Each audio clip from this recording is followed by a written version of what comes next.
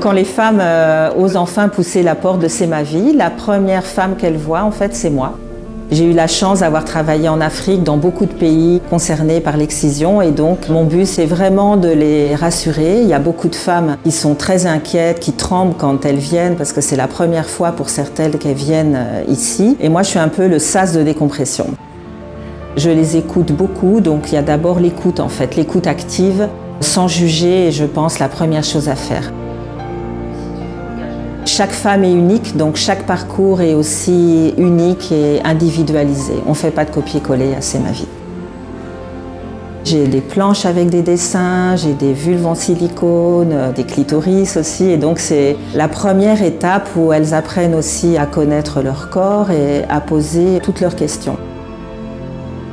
Le maître mot, c'est la confiance et je dirais aussi le consentement, puisque beaucoup de femmes ont vécu aussi des rapports sexuels non consentis et donc tout acte qu'on va poser sur le corps des femmes sera fait avec leur consentement.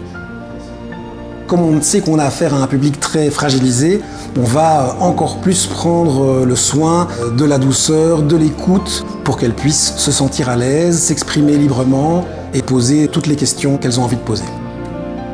Ce sont des femmes qui ont un caractère et un courage tout à fait particulier. Et donc je pense que moi-même, ainsi que tous les membres de notre petite équipe, on reçoit énormément de ces patientes. Elles nous transmettent une partie de leur force, elles nous transmettent une partie de leur courage.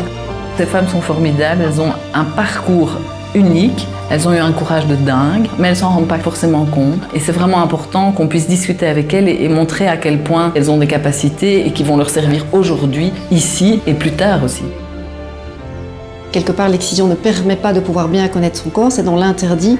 Donc ici, on va aller s'amuser, pour finalement pouvoir développer leur plaisir dans leur intimité quand elles le souhaitent, mais aussi de pouvoir enlever de la douleur qui est souvent quand même présente dans la sexualité des femmes qui ont subi l'excision.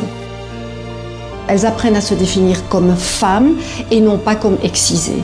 Et ça, c'est la grande différence.